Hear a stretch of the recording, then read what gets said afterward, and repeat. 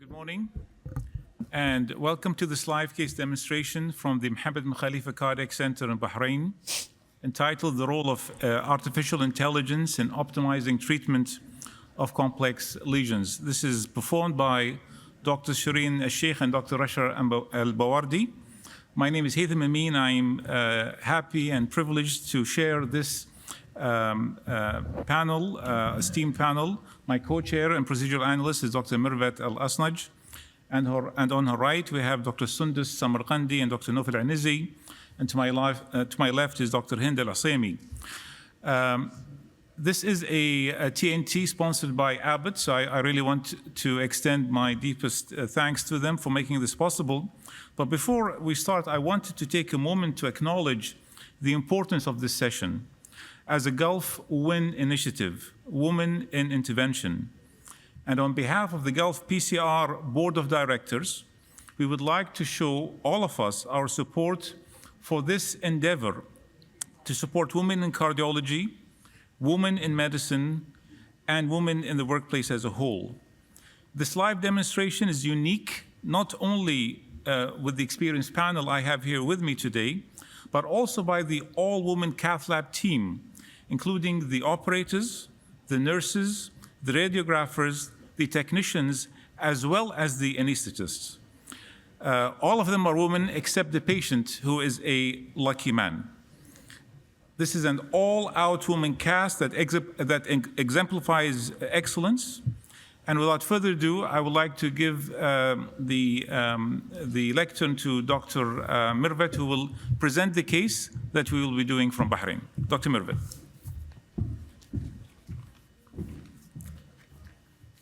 So once again, I want to thank Gulf PCR directors for this kind of a session, and exciting to move forward. But just because it's a WIN session does not mean the gentleman in the room can't participate in the educational process that's going to happen.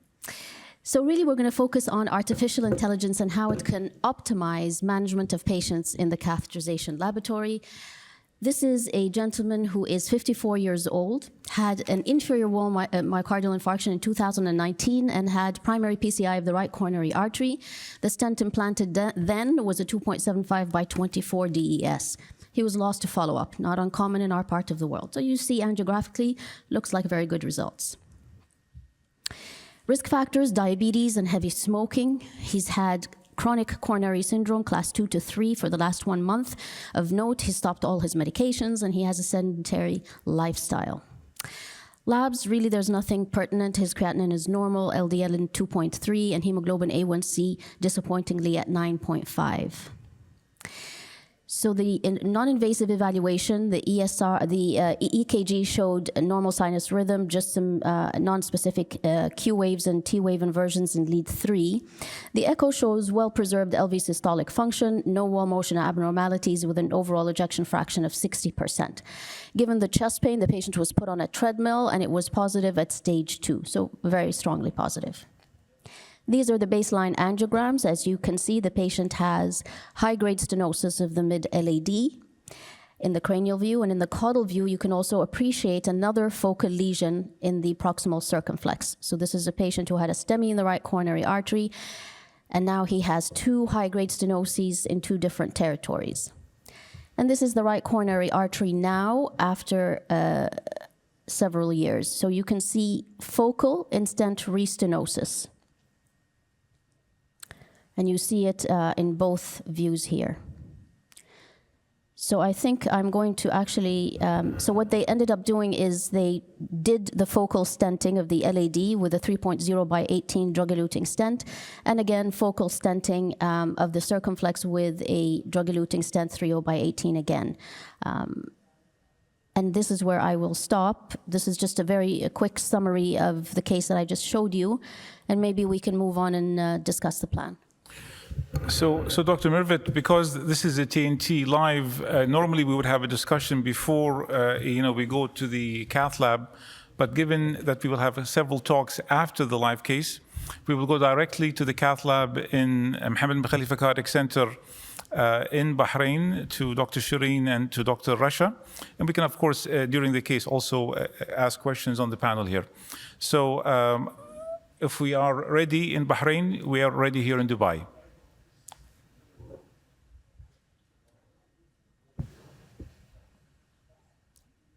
Good morning from Bahrain.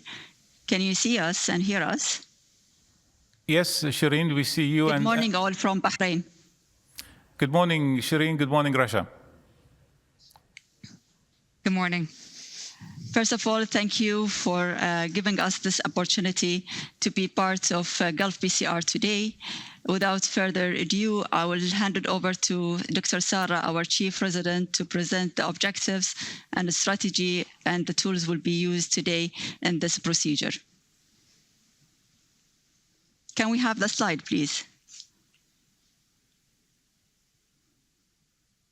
Go ahead, Sarah. Next slide. Next slide, please. Good morning, everyone. Our key objectives of our live case today are the following. Firstly, to learn how artificial intelligence simplifies procedural strategy and reduces operation time and contrast used. Secondly, to understand the value of intracoronary imaging in optimizing PCI and patient outcomes with the help of artificial intelligence. Finally, to demonstrate the role of OCT imaging in stent failure management. Next slide. So in terms of procedural strategy, we'll be using the right radial artery approach for our access with a 6-French sheath and a 6-French JR4 as our guiding catheter. We use a cyan blue extra support wire to cross the lesion. And then we did an initial RCA OCT run to understand the mechanism of the stent failure. We will then decide on definitive treatment of the lesion by a drug-coated balloon or drug-eluting stent, depending on the analysis of the OCT. Next slide, please.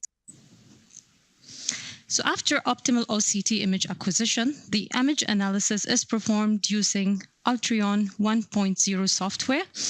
We will then perform the treatment of the RCA ISR lesion. And at the end, we will perform a final OCT run post-PCI. So this is our interventional team in Bahrain, and joined by Dr. Rasha from Jeddah. We're glad to have her. Glad to be here. And allow me to give you whatever we did so far. So basically, we have the diagnostic angiogram of the RCA. As it's mentioned and shown earlier, you can see this tightest focal stenosis, instant restenosis of the distal RCA stent. We try to pass the OCT catheter, but unfortunately, you can see how our catheter is really coming back because it is tight stenosis and we couldn't cross it. Therefore, we predilate the lesion using 2/20, and then we proceeded with the OCT run. We can share the OCT run. Can you go ahead? Open the OCT. So as you see, the OCT coming from the proximal part, going distally in the mid-segment of the RCA, you can see some black fibrolipid in character and some of the calcification island or island of calcium going toward the stent. You can see some lipids and some calcium. And here you start to see the distal RCA stent. You can see homogeneous, a new intimal hyperplasia at the beginning, but here is very clear, it's lipid-rich new atherosclerosis. This is the tightest segment of ISR, some island of calcium, and you can see this is outside the, okay, we have the stent here, moving toward the distal part of the stent. From the longitudinal lumen profile, you can see that some part of the stent is not really recognized by the artificial intelligence, and this is all because of the character of that plaque.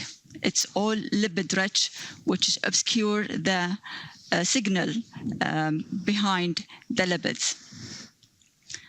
So basically, if you go to sizing, this is the morphology. So we believe it is a new atherosclerosis, lipid-rich new atherosclerosis. There is no rupture plaque there. You can see some intimal irregularity because of the pre-dilatation, undersized pre-dilatation before we start the run. Here is the tightest area, which is 1.3 millimeters square. So analyzing this part to understand exactly what is the mechanism of the stent failure, in the distal part or distal and proximal vessel diameter, it was 2.75, which if we round it up with 0.25, that means it is a 3.0. The stent lumen is 2.7, which is the same as the stent they used previously in 2019. But there is some areas of underexpansion, mainly at the area of the significant in-stent restenosis. So we believe there's the distal vessel diameter was a 3.0, but it was in the setting of a STEMI, the 275 stent was placed. And the mechanism, as we said, there is some area of underexpanded of the stent. So because of all what we found here in that OCT run, we decided about the further strategy on management of the stent failure. Okay, The Shireen, other thing also we need to... Shireen, Yes, Dr. Shireen, Haitham. can I maybe just stop you here, and I want to quiz the experts I have on the panel with me. Dr. Sundus, with this OCT run, with this case, what would your approach be right now?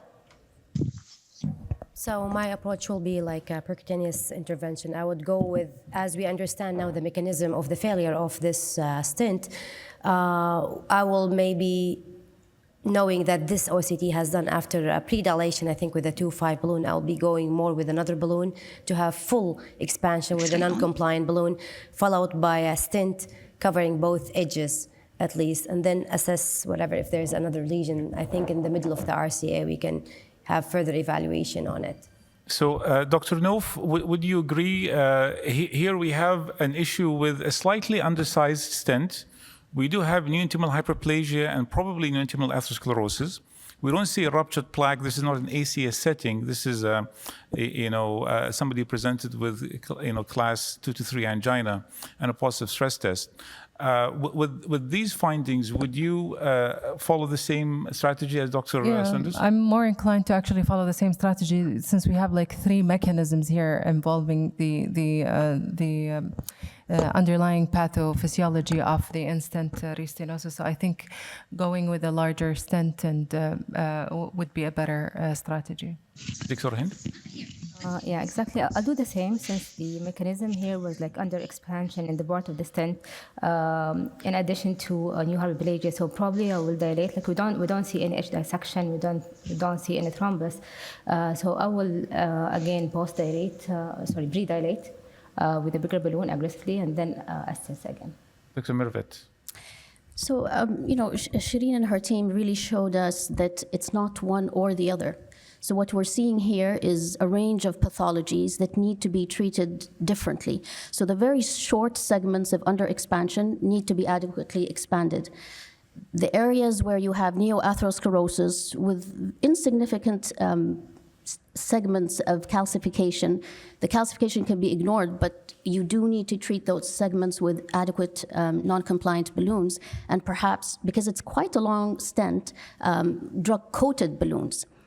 Now, looking at the edges, I think those I would need to examine a little bit more and determine if in the edge I need to add another stent or not. But even the segment that had neoatherosclerosis, the benefits and minuses, given the data that was presented recently at TCT on drug-coated balloons, actually probably suggests drug-coated balloons can do just as well in neoatherosclerosis.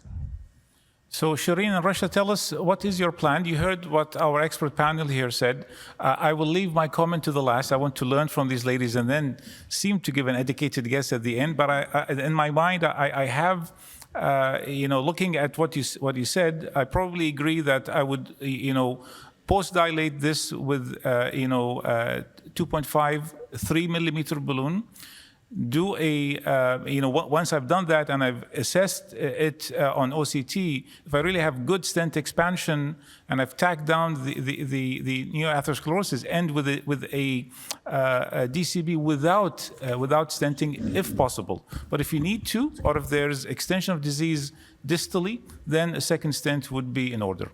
So what is your plan, Shireen and Rasha?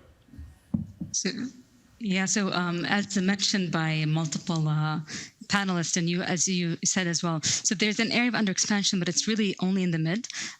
The proximal and distal, it's really expanded nicely to 3.0, so it looks like they took a 2.75, but they expanded it nicely. But there's definitely significant neoatherosclerosis with lipid-rich plaque. So the plan is first to make sure that the mid segment is well expanded, so we're planning to take a 3.0 NC. And then after that, we can do another OCT run to make sure that the stent is expanded nicely in the mid. And then after that, the plan, if we're happy with the results, is to actually go ahead with a drug-coated balloon to avoid another layer of stent. This guy is not the best compliant patient, so we're trying to avoid 2 layers of stent if we can. May I just ask? Also, sorry, go ahead. There's also a mid-segment of disease that we will address later after we deal with the distal stent restenosis. Going back to Dr. Merbat's point about the edges and distal and proximal part of the stent, both of them are okay with no significant disease. Both areas are around 5.5 or 5.8. So I don't think we should really tackle anything around that previous stent. So we are going with NC 3020 now. Let me just add that we're also doing this case with Rampart, so it's really nice to be lead-free. Fawaz has a comment, Dr. Fawaz. And the other thing also we have to mention that previously when we did the pre-dilatation, we did the stent boost, and that one also showed and ruled out any mechanical problem with no stent fracture or anything. Can we do stent boost here, please? While they are doing the case, I probably will just draw up. I mean, I look at the OCT in general now. We are all focused on the instant restenosis, but if you look at the run and utilize all the information you can get, you can get a lot of information that this gentleman has a lot of atheroma, even proximal and distal to the lesion. That's number one. He had an area, probably, and this is my worry, is the edges of the stent, despite you have a good area, but you have a lot of atheroma. And the problems when you come and post-dilate a stent, you get this new atherosclerosis. The melon seed of the balloon can cause an edge dissection.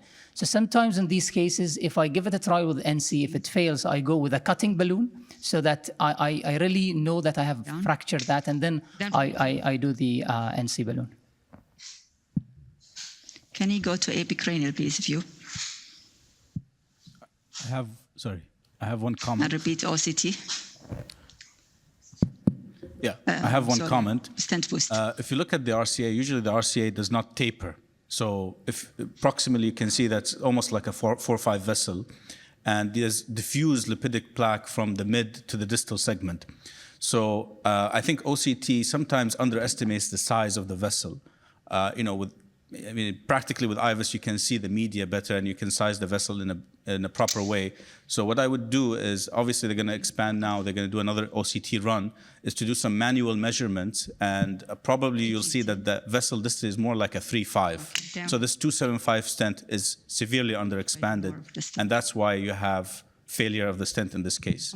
So I would just keep that in mind. I think manual measurements also very, very useful, and not just to completely rely on the automated sizing. Point well taken. So what we've seen is a 3020 NC balloon. How high did you go up, Dr. Rasha, with the NC balloon? 18. 18. Yeah, 18. No slippage. Now, if you don't have a cutting balloon, and you want to use a poor man's cutting balloon so that you avoid slippage, just put a second wire down. So just 2 wires, and the body wire can sometimes prevent the slippage of the balloon within the stent. A cutting, of course, would be ideal. Can we have nitrate? So the earlier comment on not relying on AI heavily, it's actually very important. And we've seen this with the so we did this post-stent run, and it didn't really recognize the mid and distal edge of the stent just because of the lipid high attenuation, really didn't recognize it. So it's good to do the analysis yourself just to double check.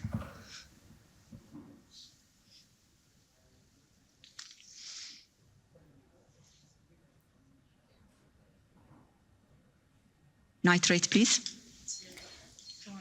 So, Rasha and Shireen, while you're still in mid-case, I think it would be helpful for the audience, when you have a very distal lesion and you're going to do an OCT run, where do you actually park your catheter? How far down do you really need to go? And I know people are sometimes anxious about distal lesions. So basically, we have to keep our catheter just distal to the stent, 10 millimeter, or sometimes even just outside the stent itself will be enough to do that. And with the OptiStar catheter, it will be also very helpful because the distance from the tap to that first marker is shorter than the Dragonfly catheter. And we even debated to put the wire in the PDA or PLV because they're both diseased, but we thought the PDA will have a better trajectory. Yes.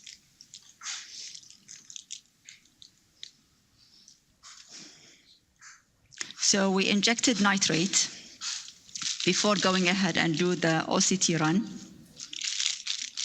to avoid any coronary spasm because of our stenting, dilatation. Good, it's going.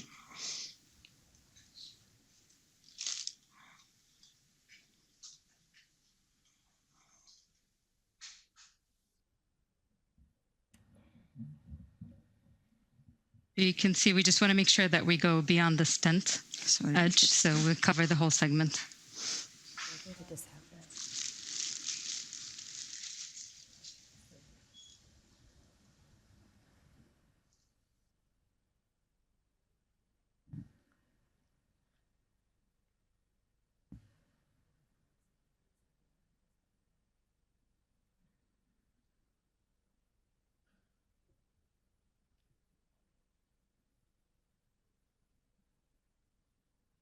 Make it straight. Yes, Fawaz. One other point regarding Mervit, how much do you need to go distal with your camera? I think this is a very nice tool. So what we do is just keep the live camera on, and while you're passing your camera, you can see the stent. And once you are outside the stent, you know that that's enough for you, because usually when the pullback goes, it goes a few millimeter distal and then start the pullback. So that's one of the things which is important. The other thing is the Altrion is an artificial intelligence, can help, but sometimes, of course, you have to use your own data, your own sizing, because that's important. And that stent, which was not shown by the Altrion, was a good example of that. Thank you, Fawaz. That's a good point. Yes, we are on. Okay. Start pullback. We did.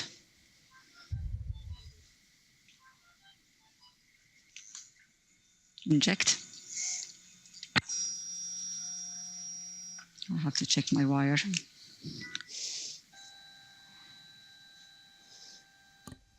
So you see, we avoid doing a cine run before an OCT run. You just combine them together. I mean, after she dilated the stent, she did not do a cine and then do an OCT. So you can just combine them both, and it saves you contrast. From the initial angiographic run, it seems that the stent is more patent than it was previously. And we will see on OCT how does it look.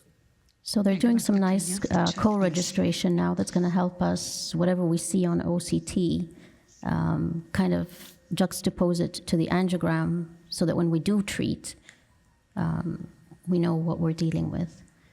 And the other thing is, contrary to common belief, this is a manual injection and not a power injector, and yet you see beautiful clearing of the artery and you get very nice images. So certainly injectors help, but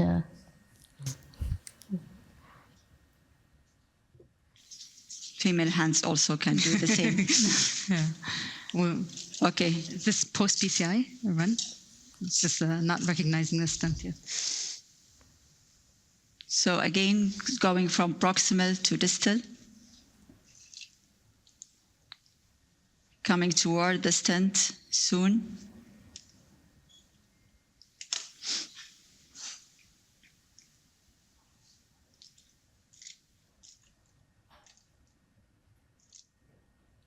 Here we count the stent.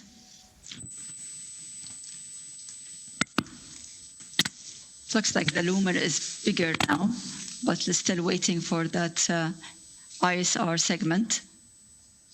This is the area. This is the area. So definitely it's better than before. And we can also confirm it with the pullback compare. And this is distal to the stent. Can we go to sizing, please? So Mirvet, what do you think of that OCT run? That focal ISR, that distal third of the stent, post-dilatation. Are you happy with that? So Can you talk the about stent it? does look a little better expanded, but I think there's a bit more work to be done there as well.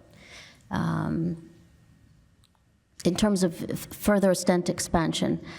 In terms of the segments that were fibrotic, we still may need another dilatation, perhaps a cut, to just kind of release the fibrosis that we're seeing there before a drug-coated balloon.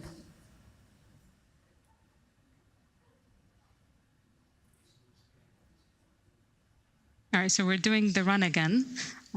So if you go back to the tightest area, that's where the... go back on morphology, just 1 second. So go back to the area of interest here first, and then go to sizing. Okay, Sharina, the stent seems to be much more distal, and compared to this segment, we are not recognizing struts. You needed to go more distal, and then is coming shortly. There you are. Now Those you your are. stents. That's your Towards you, stent. towards you. Yeah. Go distal, so we can, So we went back to morphology because it didn't recognize it. And then we'll identify the area of interest here based on the co-registration, and then we'll go to sizing from here. So this is the area. This is a segment. Go distal, one more. So this is the area that was very tight before. Go to sizing from here. If you go more proximal as well. So the segment where you have, Here. So when we earlier had a lumen that's way smaller, I think 1.3. So we can also just measure the struts, if you can measure the struts here. And we had the 2.1 earlier, so now we can see that it's actually 3. So the stent definitely expanded here. So it expanded, So you can however, see your here lumen is still smaller, right? So you're looking strut to strut, Correct. but we still need to achieve a The bigger lumen lumen. is a 3.5, so we Correct. need to do more. Correct. So as you said, we mentioned earlier, there are 2 mechanisms that we're trying to tackle. One is the under-expansion, which was mostly in the mid. So now we're happy with the stent expansion. Now we have to deal with the new atherosclerosis. Can we do just one thing? If we do pullback compare to see the lumen between the previous ISR before tackling and now. So you can see it here clearly. This is number 3 and this is number 4. Yes. So you can see around 50 is the narrowing and around 60 after the dilatation. So if you take the cursor toward 50, go, around 50, and you can see the area there is a 1.39, and down and comparing it, go toward 60, and the area is 3.5. It is better, but we need to do more of that. Correct. So can we take again the 3O and we'll go higher pressure? Yeah. So as you're getting your balloon ready, maybe I can ask Dr. Hind, would you go for a Wolverine or a cutting balloon here after the high pressure balloon inflation? Yeah, I think now the stent is a better expanded, like it's well expanded, and I would go with a cutting balloon in this setting. Dr. Renouf, would you do the same? I agree. The fibrous band is still there, very intact. So I hope that they can get it with the high pressure balloon, but we're likely going to end up using the cutting balloon. So we have seen it from the beginning of the case that the OCT didn't cross in the beginning, and they've been adjusting their guide even with introduction of the NC balloon. So it tells you this is really not a simple lesion. So with anticipation and preparation mentally that you might need further rather than just a simple NC balloon. So cutting balloon is going to be good. And the thing is, if you're using OCT, then utilize the data that is giving you, because otherwise fluoroscopy would say, look, the stent has opened well, let's go for DCP.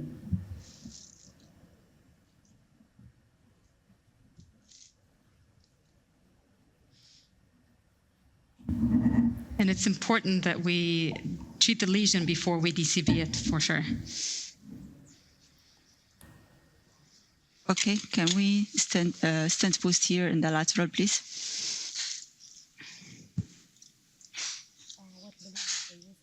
So this is an NC 3x20 balloon. Again, they're using this. Yes. Would you go? Yes. Would you take a bigger balloon, Dr. Sundus?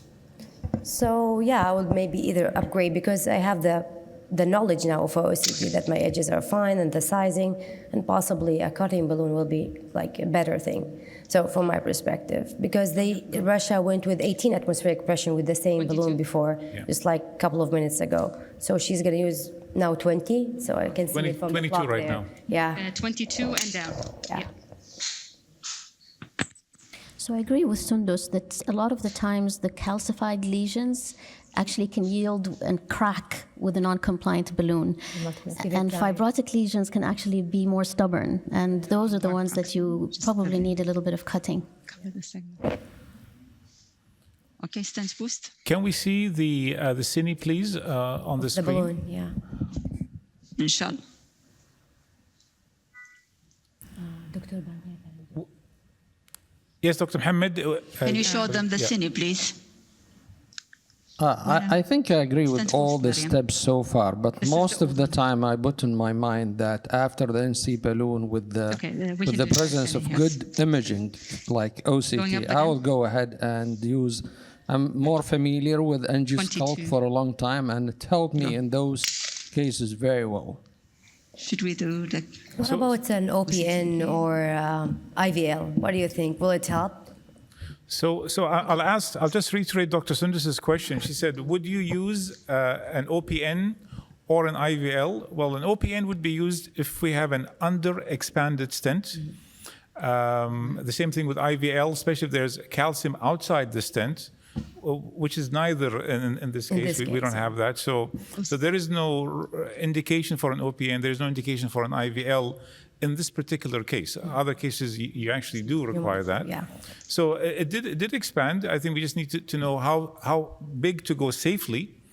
So Dr. Shireen, will you take a larger balloon, or are you taking a cutting balloon right now? I think we take with the high pressure balloons. So I'm repeating again the OCT and see if this will improve the MSA. But if it's not, I will go with the cutting balloon 3O.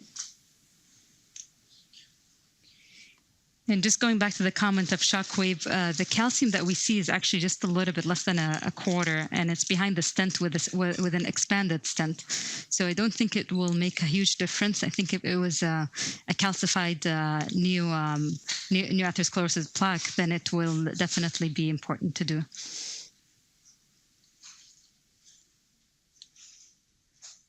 So we'll do another OCT run here. So one thing I also keep in mind is that the duration of the balloon inflation is also important. You know, sometimes when you go up and down in like 5 seconds versus keeping it up for 30 seconds. So sometimes just give it time. And I remember, 1 second per millimeter in de novo lesions, not in ISR. So if you have a 38 millimeter stent, you need at least, 40 seconds. So what I do is I do 230s, come down and give the patient time to breathe and then go up again. So sometimes just having a prolonged inflation also works. I don't think it cleared. Like 30 seconds and then decide. It didn't clear. What about having a shorter NC balloon, rather than this is a 20 balloon, would you have, and we said the under expansion area is very short, do you think having a 12 millimeter NC balloon or 8 sometimes straight focus to that small area would have made a difference? Sometimes with focal stenosis, with the short balloons, they slip. And that's why you can circumvent that by using a cutting balloon because they're short, they're 10 millimeters.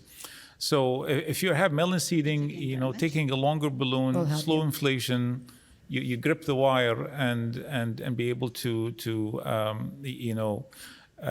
manage that stenosis without slippage. Again? And here they had absolutely no slippage and it was good.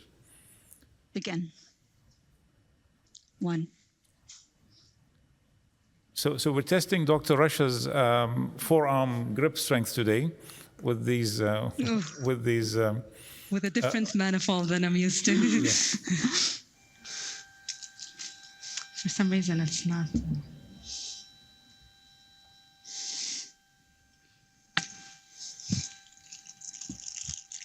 So the other thing that helps when you have distal or very long lesions is to have a ready with really the well-engaged guide, and it's probably a good investment early on to change your guide and have a guide that's in. The RCAs are notorious, actually. I think many people fear the LAD, but if you do a short run, and we can usually engage the left main nicely, the RCAs are notorious, especially when you're working distally. And so when you lose guide, you lose contrast, and it's hard to opacify the distal lesion. Go to the segment of the other point we can do also to limit the amount of the contrast use is the guideliner use. Initially, we were thinking about it, but later on, with the initial shot, we thought it is clear, and we are using limited number of amount of contrast. This is why we elected not to use it. But yes, definitely, I agree with you. Shireen, one reason why I would not use a guideliner here is because of that mid-RCA disease. We don't want to unroof anything or injure anything, getting our guideliner down. And maybe one question I will preemptively ask now, before we go to the DCB, is do you need to have, because this is a very distal, it's a distal, 10, 12 millimeters of the stent, do you need to have overhanging DEB in the native vessel outside, or do you restrict it only to the stent itself? So that would be the question I want to ask you. I know what I would do, but is there anything about having some drug actually distal to the stented segment? I don't know the answer to that. I tend to stick to the edge of the stent. Okay. So I would overhang because there's no penalty in doing it. The drug-coated balloons, we don't go up high pressure, unlike the NC balloons. So usually it's 7 or 8 millimeters, right? 8 bars. So I would do a little bit of overhang because you never know what's really happening. This is an angry artery. That's all I can say. This is a very angry artery. I mean, there's stenosis distally, but the OCT shows you a lot more that's happening there. Dr. Renouf, would you overhang your DEB outside the stent or not? I think after multiple inflations and ballooning, and given the concerns that I have about the distal disease, I would probably overhang a little bit. Sundus? So if I'm going just angiographically without imaging, I will just stick to the stent because I'm not knowing. But here we have the imaging, so maybe I'll overhang because I understand the anatomy. So Dr. Shireen and Rasha, did you review your last OCT run, and is there any change? So unfortunately, it wasn't the best run. You can't see the stent itself, but there's an area of an expansion mid. If you go back, so this is the distal edge, which you can't see. But if you bring the cursor proximal towards us, yes, more. So this, we cannot analyze all of this. But all the segment in the proximal segment looks much better. But we, instead of just repeating another OCT run, we'll just go ahead with a cutting Wolverine balloon and then do another 3010. Another run. Regarding the overhanging, the 3020 DCBs that we have, Since the whole segment is diseased, we might just use 2. Go ahead. What's nominal on this? 6. 2, 4, and 6. I would like to ask Dr. Mirfat, if so you didn't if we decide to... Yes, Rasha. No, I was just going to say, if we're going to do DCB, and the length of the stent is about 24, so we'll have to use probably 2 DCBs, so we can cover the edges as well with a little bit of overhanging. Okay. Some of the DCBs are now long. So what I did, I just rotated we have 25, the cutting 30, balloon. so 4, 6. one long one. Okay, and then we'll go more proximally. We'll take a 3-0 rabbit, So in the please. spirit of like understanding imaging and artificial intelligence, if you don't have the luxury of the OCT, would you have taken the same course of management as we're doing? Would you have changed the course? Or this has really helped you to understand and make the outcome? I think it's a fair question. Not every lab has OCT. But I do think when somebody has a stent failure, we owe it to them to understand what it is. I think in 2023, we can no longer say that in-stent restenosis is a diagnosis. It isn't. It's a bit like saying heart failure. So what's the cause of the heart failure? Is it valvular disease? Is it ischemic disease? And same thing here. Is it underexpanded? Is it new atherosclerosis and so on? And you really can't get it by fluoro alone. Up again.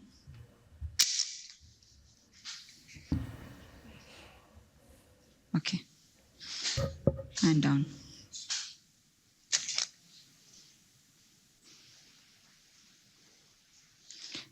We'll take again the NC30, or should we take the 353? Quarter 1, 325? Yeah. Do you have 3.5 by 10 balloon? NC? 3.5 NC. 3.58 we have and 6. Yes, give us me the 8. 8 is fine.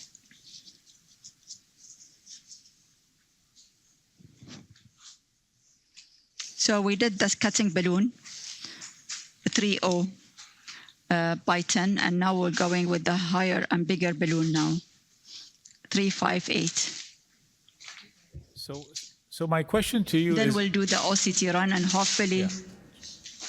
Good. So you're upsizing your balloon to 3.5. You're going to do an OCT run after that, and then decide about the DCB. And then the size of the DCB, will you go for a 3.0 or a 3.5, Shireen? 3.0, I think we have the... We'll go with the 3.0. The bezel itself, it is a 3.0. So here we have to be careful, even with inflating. But I will go with the 3.0. And just to follow up to Dr. Rasha's point about having to require 2 DEBs, given that this is a longer stent, the proximal, third of the stent was actually not diseased. Most of the disease was in the distal half. Correct. So, to save money, you really don't need to use 2 expensive DEBs because they are very expensive. They're much more expensive than stent. I would just do the 20 millimeter for the distal, half of the stent, and the proximal 4 or 5 millimeters of stent, which were actually not diseased anyway. You can avoid doing a DEB there. And down. Down from 12. So we took the 3.5 striding distal to proximal just to make sure, and we only went up to 12. Up again. 14. And it didn't melanseed, and the 3.5 did not melanseed, which is good. I think this is from the good preparation with multiple. We had 3 ballooning, so that's a good thing. Ready? Stent push just to confirm. There, go up. That's in. Up again. 14. Ready with the OCT. Give me nitrate. And down. So open the field. Yeah, so I think this is really an excellent demonstration of really good lesion preparation. Initially 2.5, 3.0, cutting balloon, 3.5 NC, now assessing on OCT what you have, Nitro. ending with the DCB after that, and then deciding upon, if the results are good. Maybe as you're working away, I'll ask Dr. Sundus, when do you always, I never say always in medicine, but when would you always use a stent with ISR? When would you say, I cannot leave this case without putting a second stent? So if I have the luxury of imaging, that will help me to make my decision. And if not, if after multiple inflations, the stent looks still hazy, I mean, and you know that there is like a cheesy meridian sound of the stent despite the good preparation, then you know that this is not a healthy area to be left only with balloon or DCP, or the setting. This is a stable coronary artery disease because they're presenting. But if you're in a setting of acute coronary syndrome, maybe your approach would be different. Dr. Noof, anything else than that? If it's a bare metal stent, I tend to always go with a drug-eluting stent.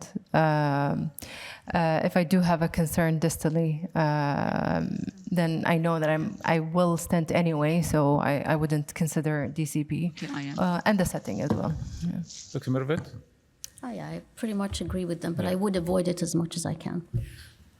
I'll do the same. I try to avoid putting double layer stent, but after like multiple attempts of lesion preparation, if I still have significant disease, I would tend to cover with a stent, or if there's like, as Noof mentioned, if there's the distal significant dissection with a stent. So I think the point is BMS ISR, bare metal stent, put a DS. If you have occlusive ISR, so the whole stent is occluded. Diffuse disease, 100% probably you would need, and then of course if you have outflow disease in segment restenosis, so the distal proximal 5 millimeters of the stent outside, you have disease there, you most probably would need to restent. I think we should repeat. Yeah, we definitely need to repeat. Just make sure the guide is fine. Pressure. We'll repeat the run because I think a lot of artifact is there. Here, okay.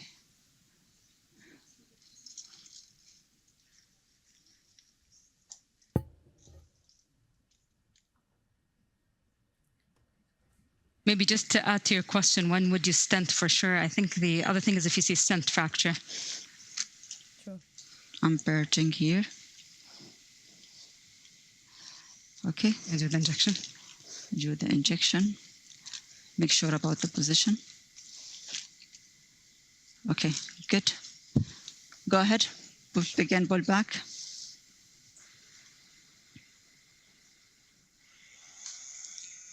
Inject.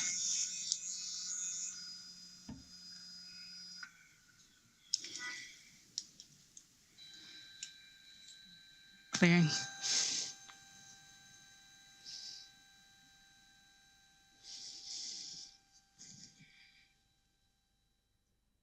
Can you give something for the pressure, please?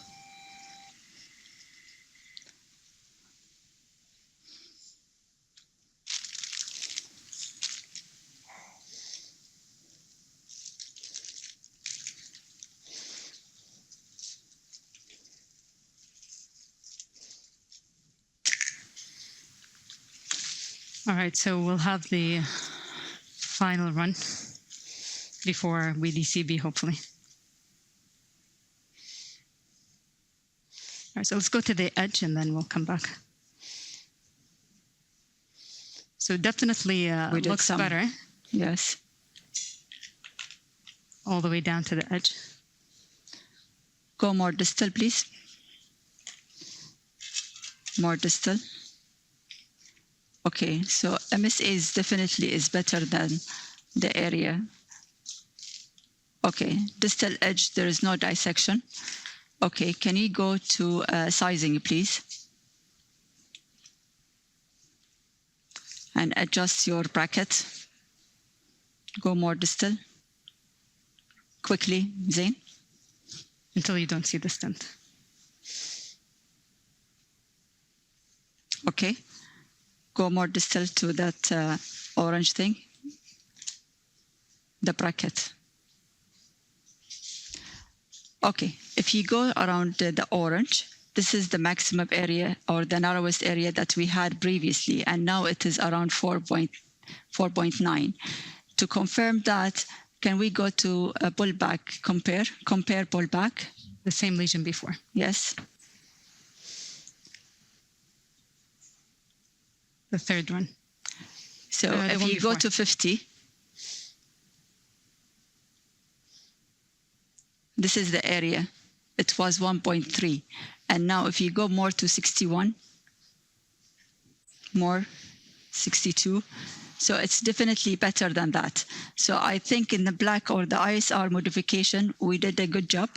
I think we can go ahead with the 3.0 DCB.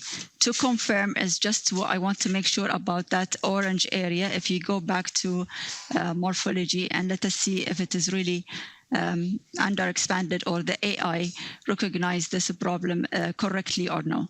If you go more proximal, maybe it is recognizing whatever dissection we did initially. And this is the proximal part of the stent, but it's not really the stent itself. So I think we are happy with that.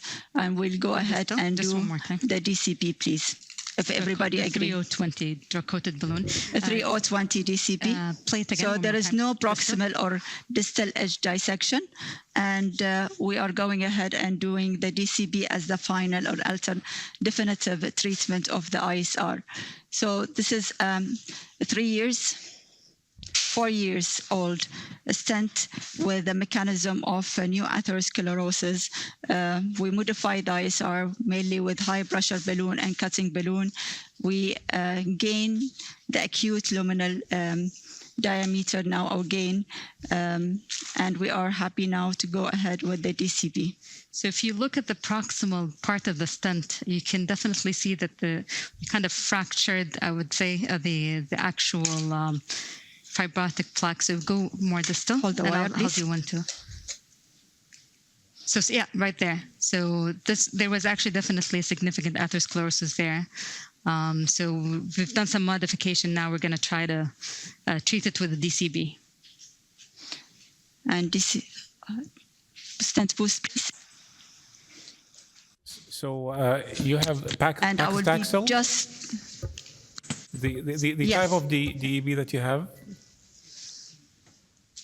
Paclitaxel. Yes.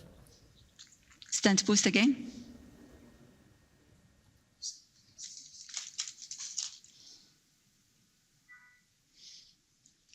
So may I ask the panel here, so Sundus, after the DEB, would you end with another OCT or not? Or you're happy, you've delivered your drug, you're happy with the previous OCT run. Do you feel mandated to actually do another OCT at the end, or you're happy to end? For this patient, if they had like 4 or 5 OCT, I would not proceed with another one. But if I had like 1 or 2 prior to this DCP, I would have a final one. No, would you end with a final OCT run? I don't think I would, no. Dr. Mirvet? You don't need to, but just interestingly, I mean, the idea is you're not going to see what you've done, right? I mean, the idea is the medication. But interestingly, just very recently, a paper was published on the OCT showing the molecules, the drug molecules on the drug. Yeah, so you actually see that your drug is there, that you've delivered it, and it's staying. So in theory, yes, you can do it, but really you wouldn't. You wouldn't change anything in your management. For sure. No, I think I would not repeat an OCT after the. I sometimes worry, did the DCB cause any outflow dissection if I'm really at the end? That's the only thing that worries me. But this is new. I learned something new from you, Dr. Mirva, that you can actually see the what are called drug, coating the layer of the stent, or the inner layer of the stent. The good thing that they're using a 3.0 balloon and they post with 3.25 and 3.5, so we're, I think, in the safe zone for edge dissection. So Shireen and Rasha, we're split. Half of us say, don't do anything, you're done. You don't need to do a final OCT. And Dr. Mirvet said you can actually see the drug, molecules. So I leave it up to you to decide what's your final plan here. So good point. I think we'll do an angiogram and see if we're worried about the edge dissection. We'll repeat it. At the end, if we do something, we need to make sure that we're going to act on it. I agree with Mirvat in terms of it's nice to see the drug, and I think that paper also quoted a 3 months follow-up with the drug as well there. But in this case, I don't think it will change our management if we don't see edge dissection from angio. Sini? Yeah.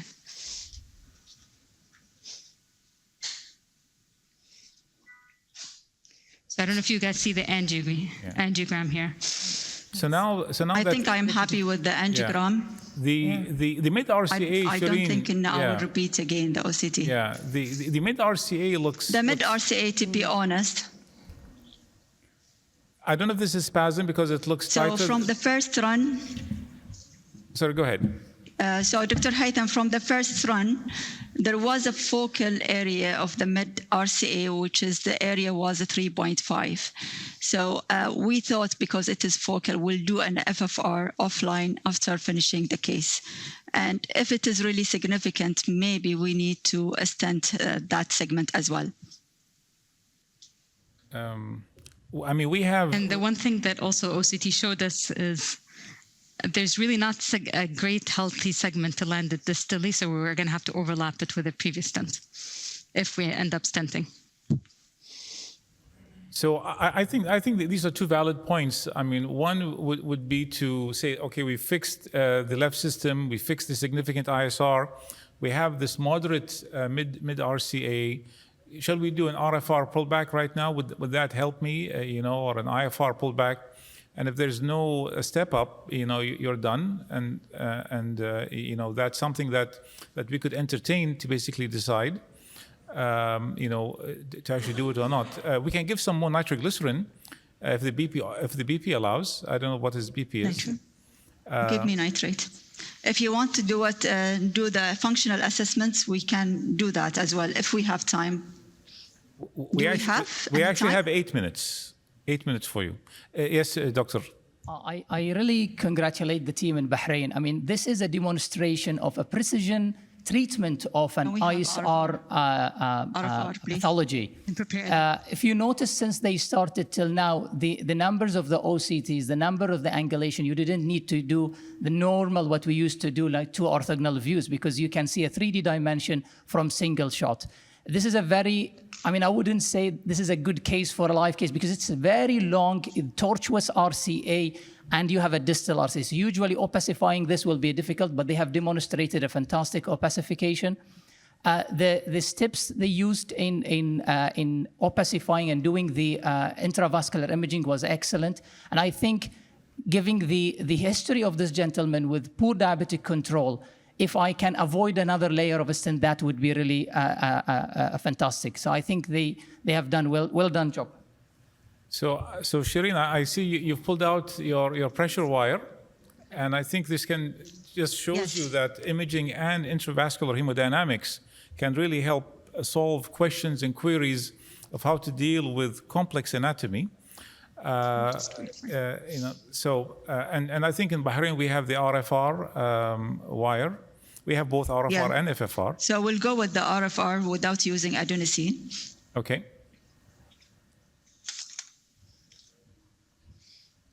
So the question to the panel, should we remove that previous wire or we can keep it and will not affect the result? To my humble knowledge, I think you can keep it without a problem. Yes, sir.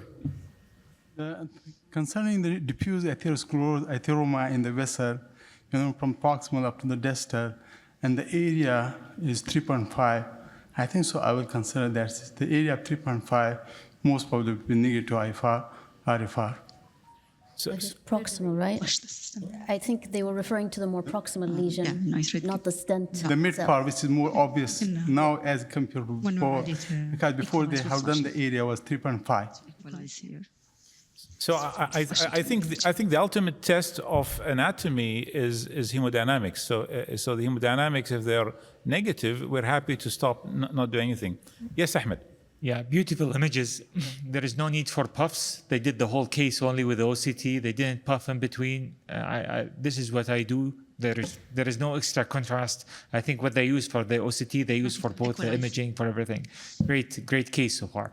Now for the mid RCA, why no DCP instead of stents?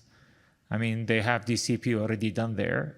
They could maybe get a good result with the DCP in the mid RCA. It's a diffusely disease. There is no good landing zone in the OCT as far as I could see. So why not just get a bigger area and just keep it there and keep it simple? Very good suggestion. Mervet, what do you think? Would you DCB that mid RCA and be happy with the dissection, leaving it alone? I don't You answered it. No. The only comment I would make is that, we treated the angiogram now, we treated the artery, but this is a bad substrate patient with a hemoglobin A1C that's high and so on. So again, there's more work to be done once the patient leaves the lab and is off the table. Yes, Dr. I have a question using DAP and then OCT, because what we know is that we are creating some dissections if we already decided that we'll use DCP. Finalizing with an OCT, if you don't have a reduction in your TIMI flow, would you still stent according to the normal OCT criteria for dissection?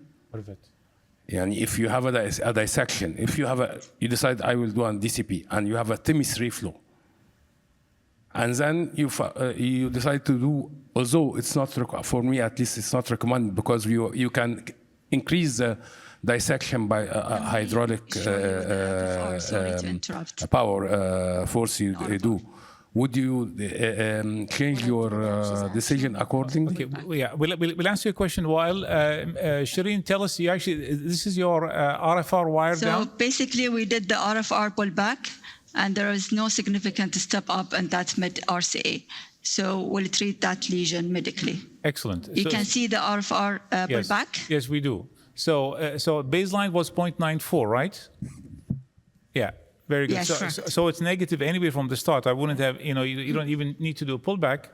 Pullbacks are done if you have two tandem lesions and you don't know which one is causing the significant ischemia. Yeah. And there's only one message. This is where we say that physiology is complementary to imaging and not the other way around. Thank you, Dr. Fawaz. Dr. Fahed. He took my comment, by the way. Okay. Thank you very much, Shireen and Rasha. You did a great job. Congratulations for this excellent job. Thank you. I mean, for treating an ISR and being persistent with all this balloon dilatation, using cutting balloon, using drug-eluting balloon to avoid a second layer. And really, I like also using the physiology to avoid stenting, putting another layer in a diffuse disease. So, but I think the key is post-procedure is in controlling his risk factors. Yes. Thank you very much. Excellent point. Thank you. Maybe Shireen, you can pull out the wire and give us a final angiographic shot without the wire, and to call the case in Bahrain to a successful end, inshallah. Can we see the cine, please? The cine is not on the screen. Are we ready? Are we in? Yeah. Check. Yes, bismillah. So hold the wire. The angiogram, please. It's not visible. Okay. Okay. Can you play the angiogram, please? Are you able to see it? Yeah, we see it right now, now, Shireen. Yeah, we do. Maybe if you give us one other view. One other view. Can we have epicranial, please? Single. Sorry.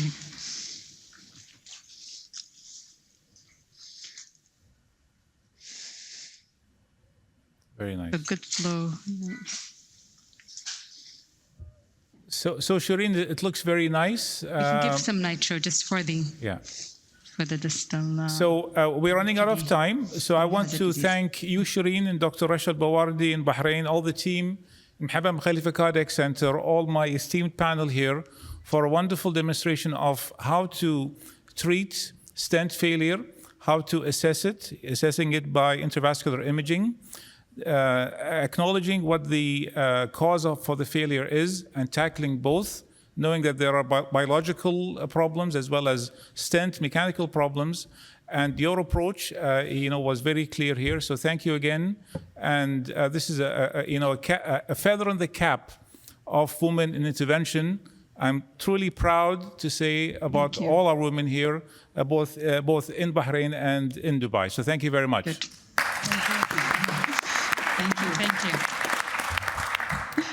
Okay, so we end our live, and we have two keynote presentations. Dr. Sundus Samarkandi will be talking about DAPT for patients with complex PCI and high bleeding risk. Thank you.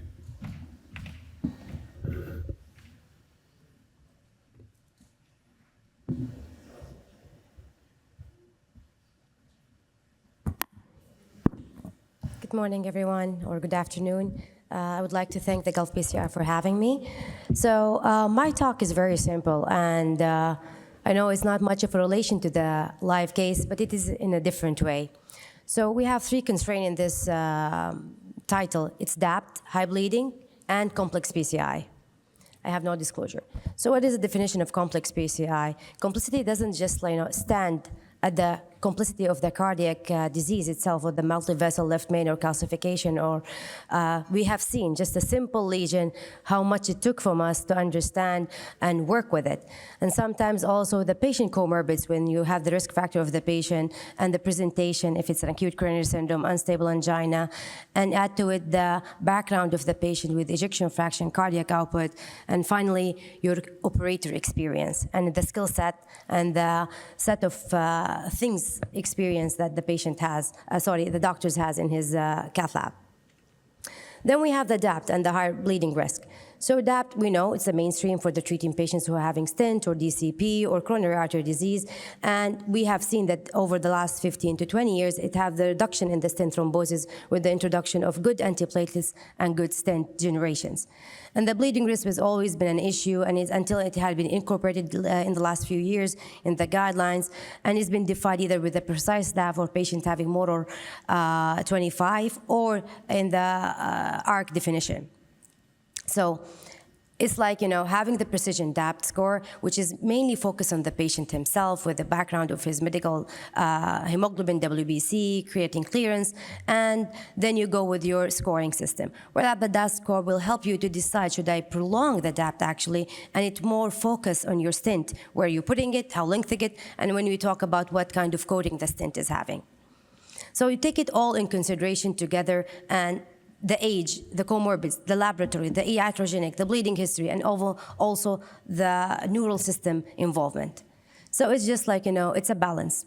You just take what is the risk of the bleeding and the ischemic event, and then you put that in perspective and you balance it. And it's not as easy as it's good. You can see the intricate between both arms and both circles, and then you have to go and you decide. And again, it's not as easy as possible, but you have to have an algorithm that you go with.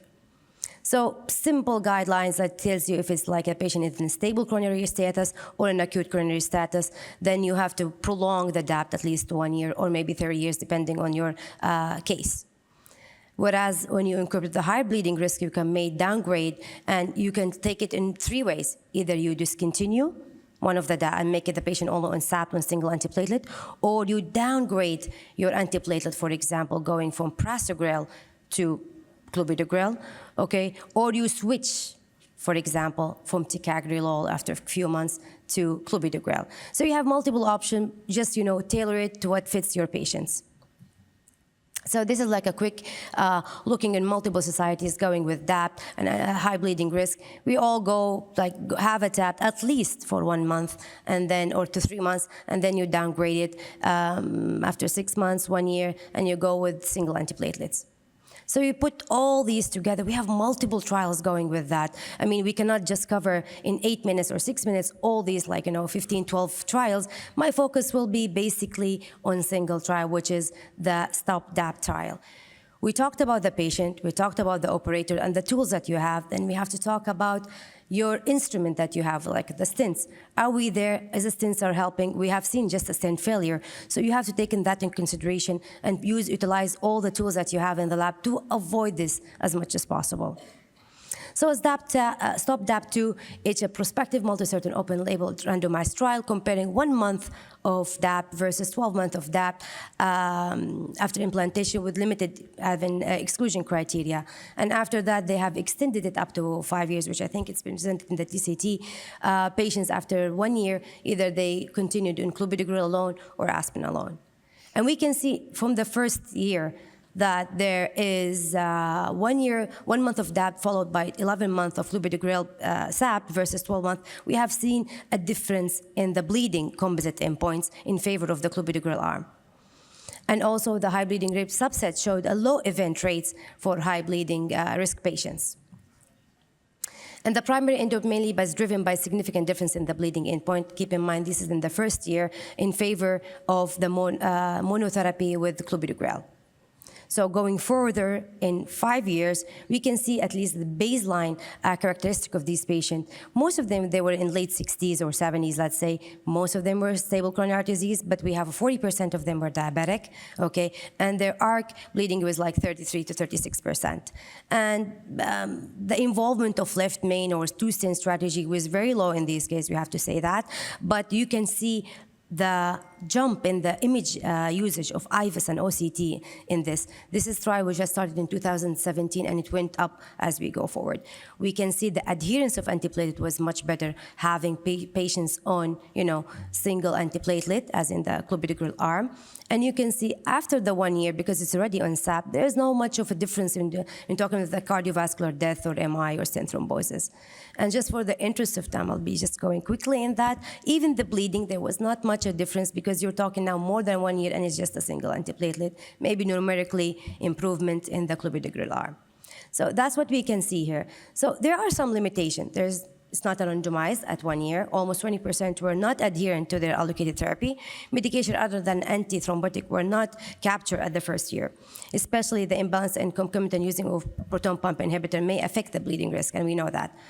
Observed signals for ischemic benefit for clopidogrel over aspirin beyond 1 year after the PCI did not reach the statistical significance level, and 5-year results of the ongoing stop-that are awaited for the powered analysis. I will conclude it in a very simple case. Slide. Among high bleeding risk patients implanted with new generation of DS, shorter DAPT was associated with a risk of major bleeding without a significant increase of risk or definite probable stent thrombosis and MI in comparison to the standard DAPT. 1 month of DAPT followed by clopidogrel immunotherapy compared with 12 months of DAPT with aspirin and clopidogrel resulted in a significant lower rate of composite cardiovascular bleeding event. Beyond 1 year after the PCI, clopidogrel monotherapy was numerically superior, numerically speaking, to aspirin monotherapy for cardiovascular event without the difference in the major bleeding.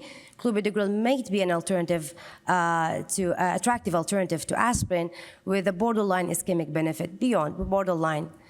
So this is my final slide. You have to have everything in your set toolbox.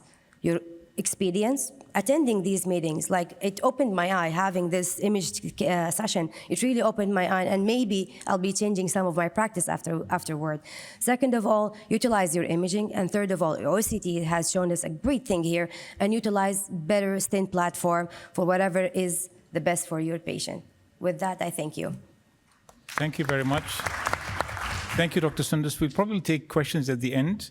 It gives me great pleasure to welcome my co-chair, Dr. Mirvat Al-Asnag, who will be talking about how artificial intelligence simplifies procedural strategy and provides actionable results.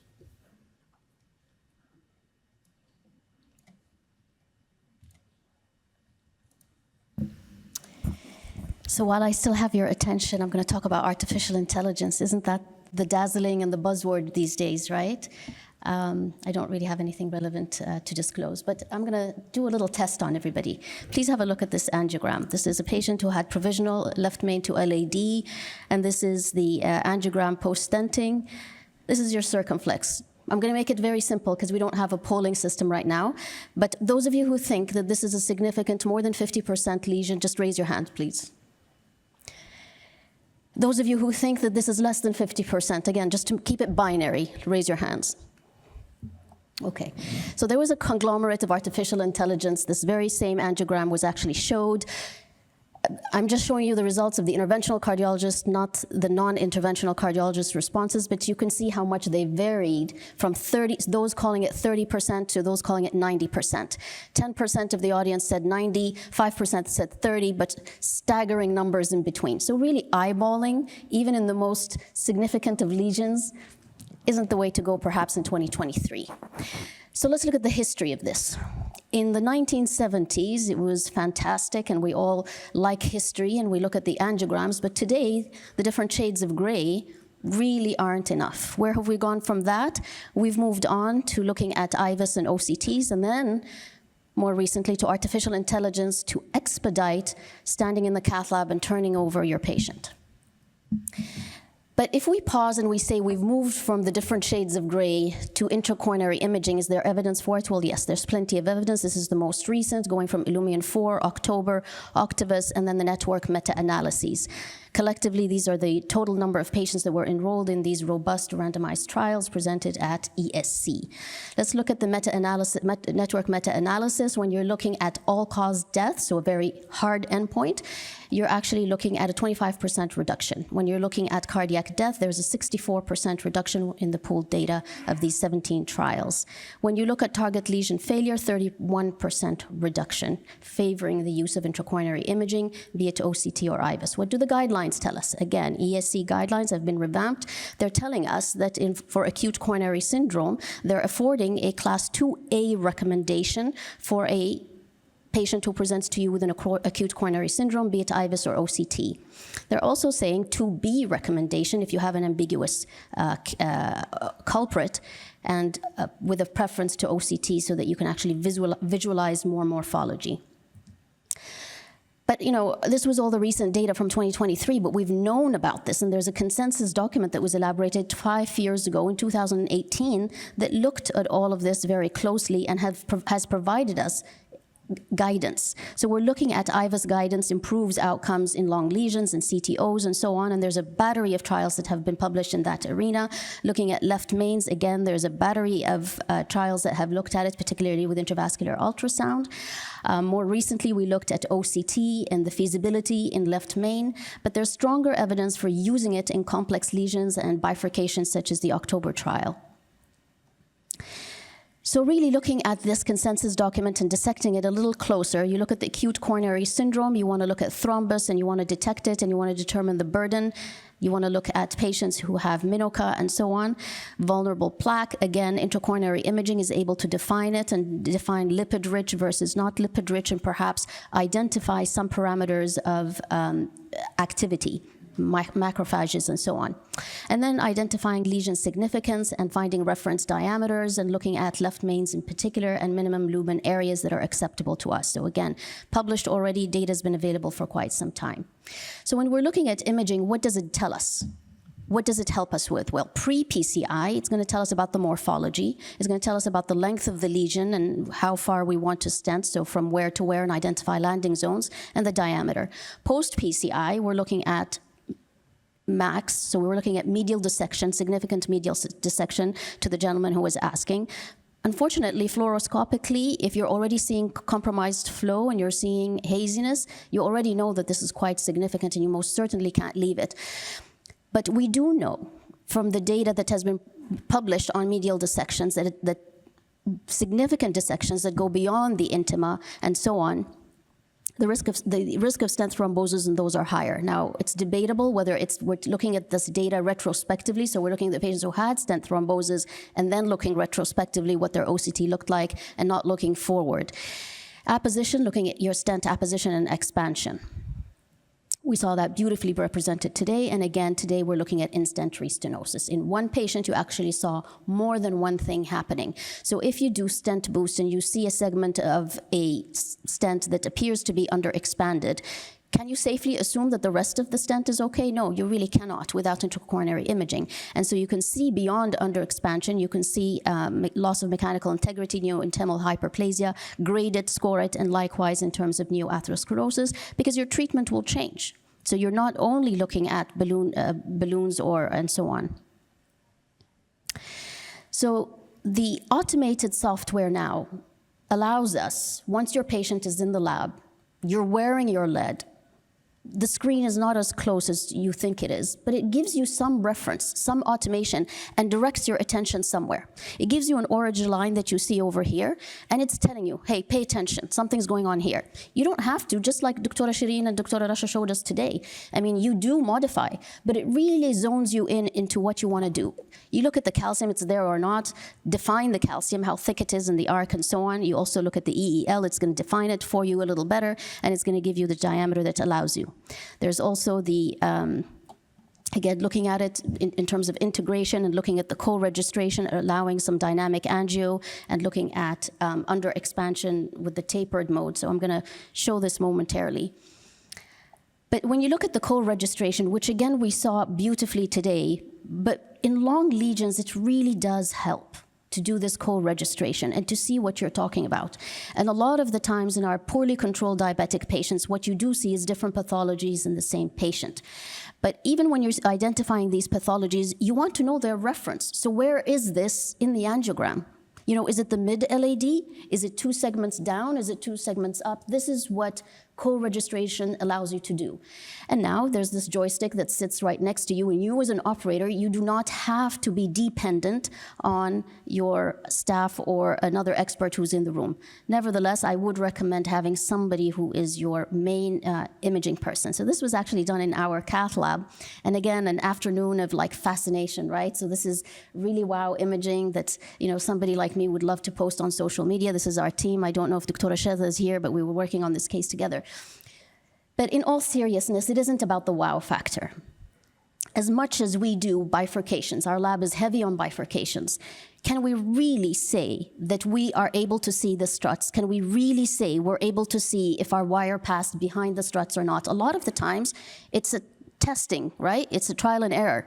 Oh, the balloon didn't go. Am I really behind the strut or not? Let me pull the wire back, put a better loop on it, and see if that forces me down the vessel. When you do imaging like this, intracoronary, and this is a fly-through, you can see where your wire is. You can see where your neocarina is. You can see where your bifurcation is coming out.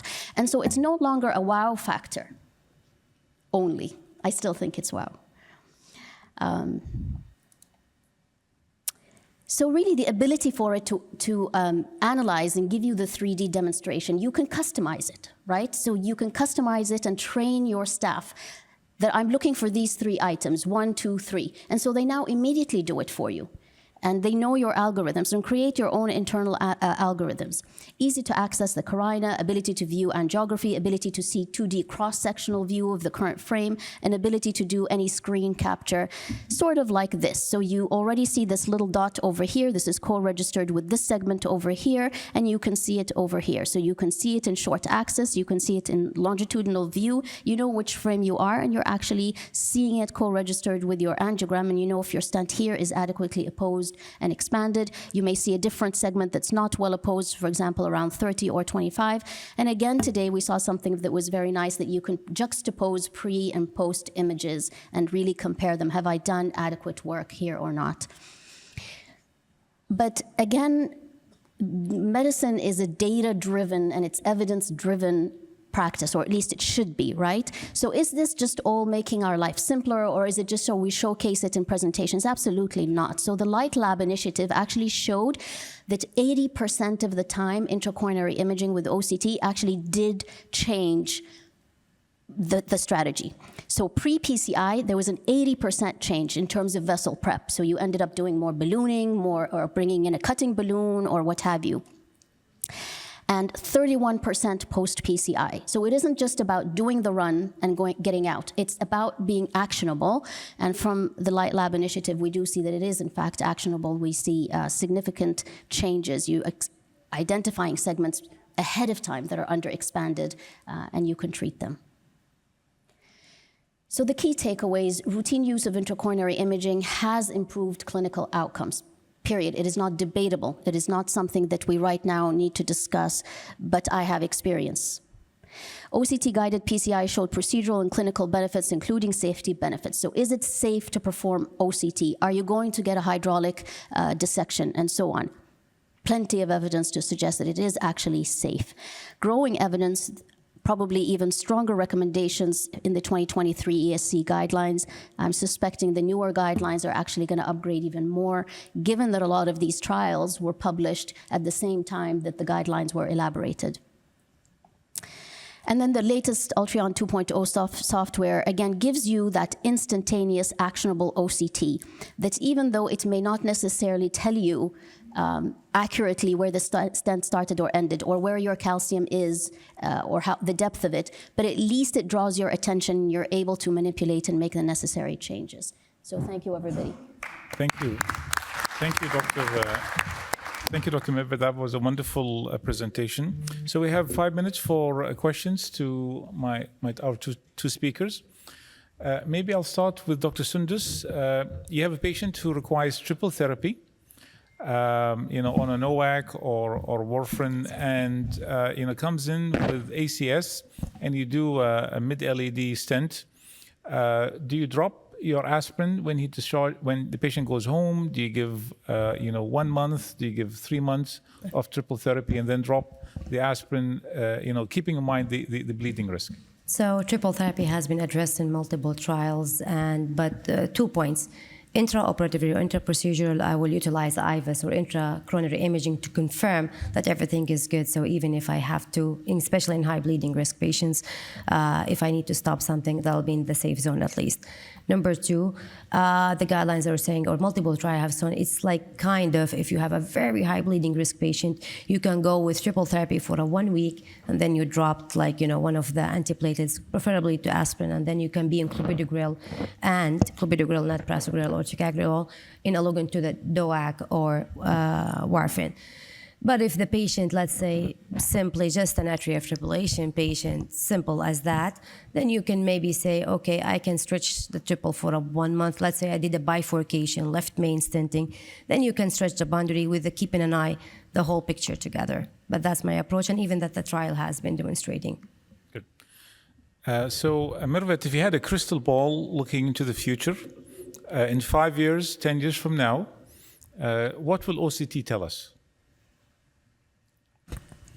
I think in addition to what it's telling us right now, I think it'll make the cath labs more expeditious. I don't think it will add a lot more because we're interventional cardiologists and our focus is the artery and the lesion, but it's a patient and the OCT is not going to treat the hemoglobin A1C and the lipids, so that will continue, unfortunately. But I do think that in 5 years from now, we'll see that imaging is actually facilitating and expediting cath lab workings.